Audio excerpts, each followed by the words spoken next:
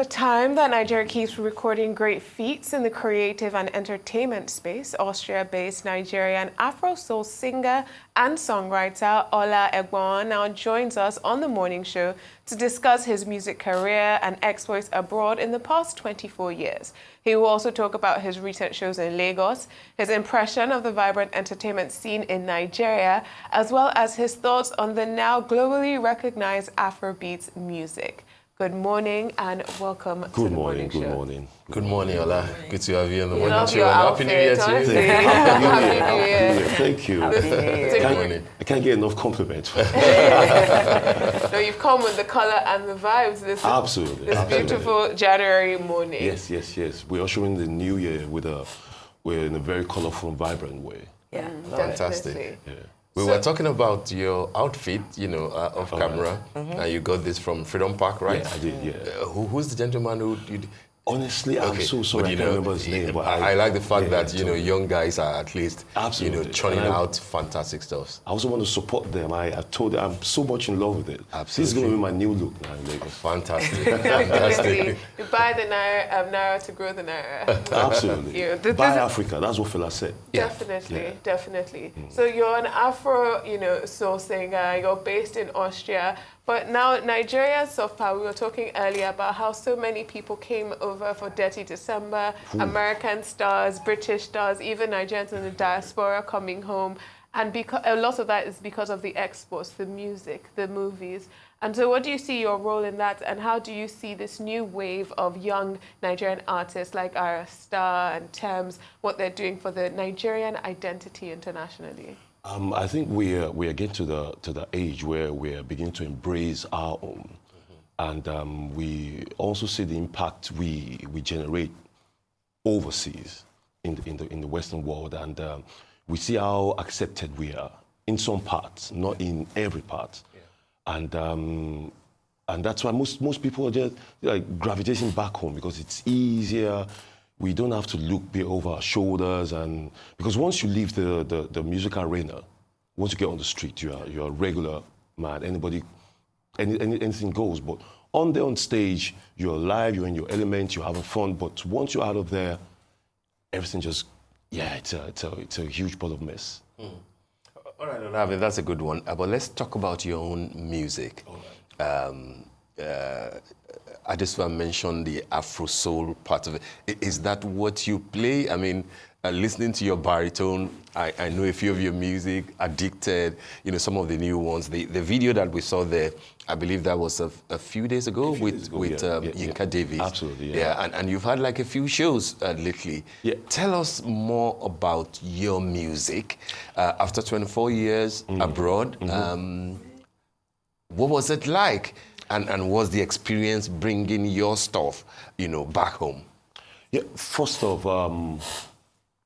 I do soul and jazz. That's what I do, and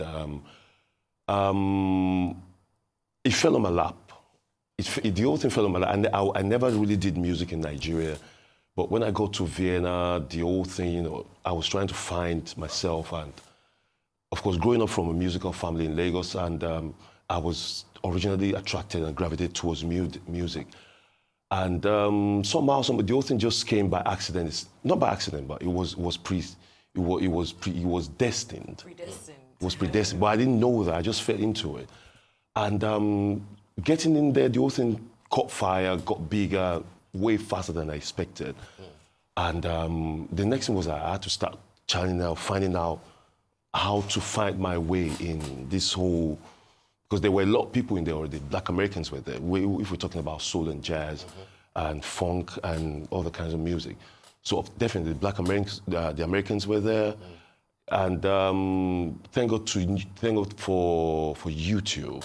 Yeah. I was able to find out a lot of archives from Marvin Gaye, from Stevie Wonder, from these, and I studied them, and the rest is history.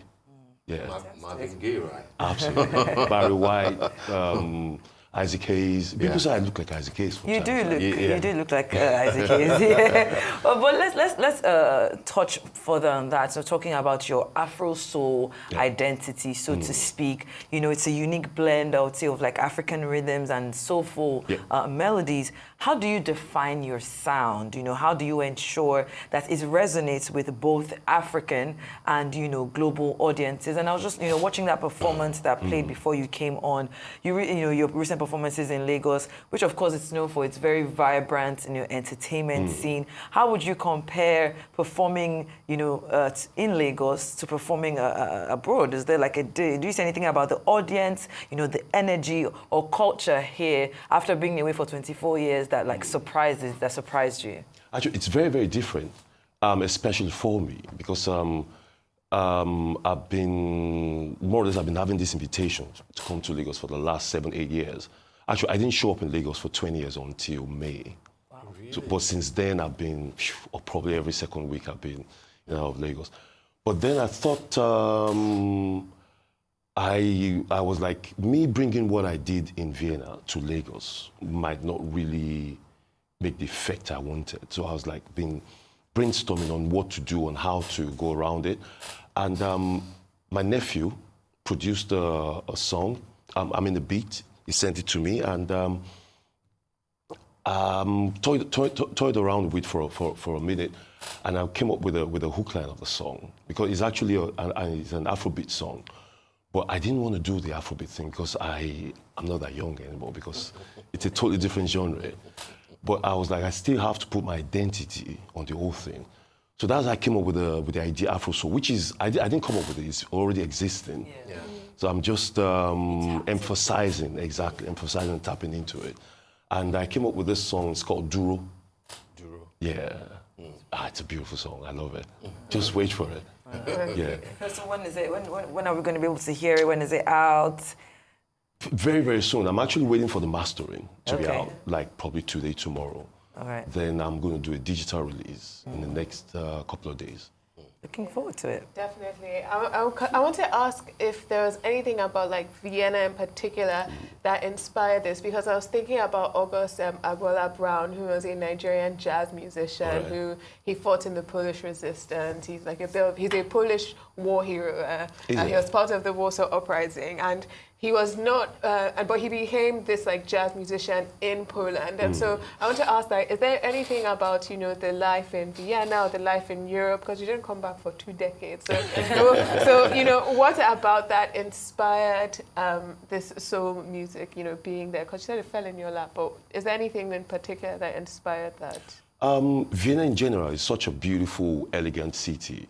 And me being who I am, I'm a very careful, systematic person when it comes to what I want to do. So when I realized I could sing, people know what I did. And for in the beginning, I was just jumping from one stage to the other, no proper identity. But when I decided that this, what I really wanted to do, I looked around me, how elegant, how beautiful the place was. And I was like, I would choose, especially because I grew up with these sounds. Actually, the other thing is, 80 to 90% of what I do, or what I was doing in Vienna, I grew up with music in Lagos. So soul and jazz, my brothers were DJs.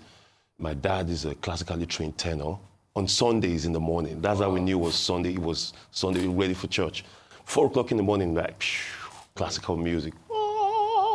That's how we go. So all these things, all my memory, everything just came back. And your sister is an actress, isn't it? The whole family, we do different things. Yeah, I think you said your nephew produced Yeah, your next song. So. Yeah, but nobody did it professionally. Okay, she started a little bit until I really pushed it. But now, the whole next generation, my nephew in London is an amazing trumpeter. His band used to support Burna Boy and Whiskey wherever they went, whenever they were doing the tour of Europe and America. Tell us what your plans are going forward. Duro is coming, but then you have a show, I believe, on Wednesday? On Wednesday, yeah. On Wednesday. Yeah. But what are your plans? Will there be like a gradual move back to Lagos? Absolutely. Absolutely? Yeah, Okay, so Lagos is the home of Afrobeats. Yeah. And Afrobeat, you know, for lasting. Where do you think Afro Soul will come in? Commercially speaking, and in terms of a career, you know, for you? I think one thing about Lagos is extremely international, way more than we see. Actually, I got to discover Lagos living in Vienna, not being in Lagos. Because being in Vienna or being over there, people will be like, you're from Nigeria, this, then finding out different things. Nigeria is way bigger than we expect. And right now the focus is on Afrobeat. Yeah. But the light Afrobeat is bringing to Lagos, actually it shines more. It brings a lot of light on so many other things. We just have to push it further. Because now there's a lot of attention on Nigeria, on the music scene in general. Yeah. Not just Afrobeat. Yeah. But Afrobeat is leading. That's the thing. Afrobeats. Afrobeat. Yeah, I would say the pop Afrobeat, not the fella Afrobeat. Not the fella one. Yeah. Yeah, because the difference is the S, isn't it?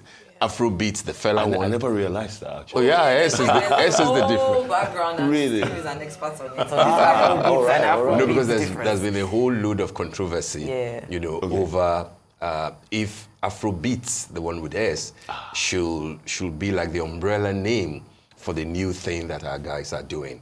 And interestingly, there are a number of them, including Burna, including Wizkid, who would say that what they're doing is not Afrobeats. Yes, because I would say, because if you think about Thames also saying that she's just doing R&B, and you're only saying it's Afrobeats because she's Nigerian. And so... Exactly. Or even someone like a Tyler, for example, who won an award for Afrobeats for a song that clearly doesn't sound anything like Afrobeats. So it's about an identity. On stage. Exactly. No, that's not what I'm playing.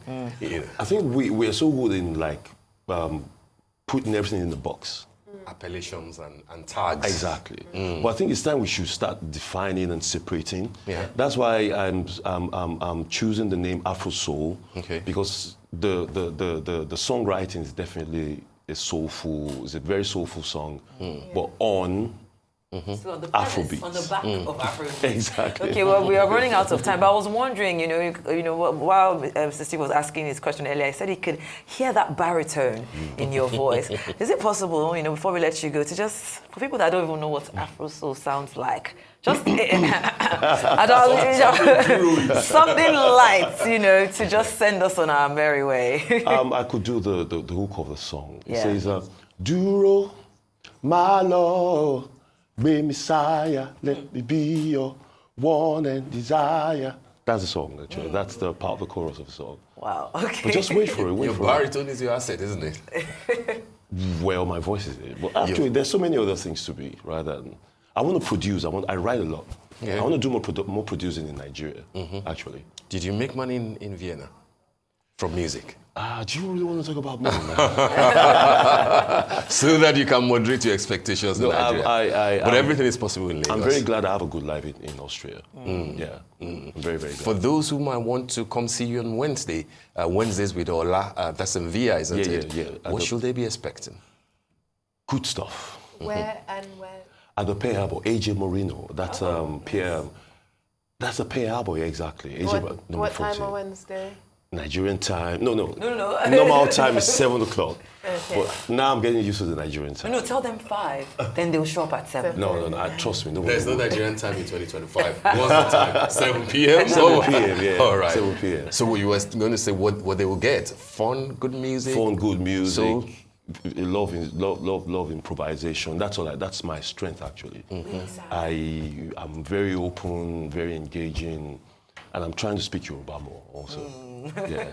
If you could say "Boy Messiah," that's good enough Yoruba, isn't it?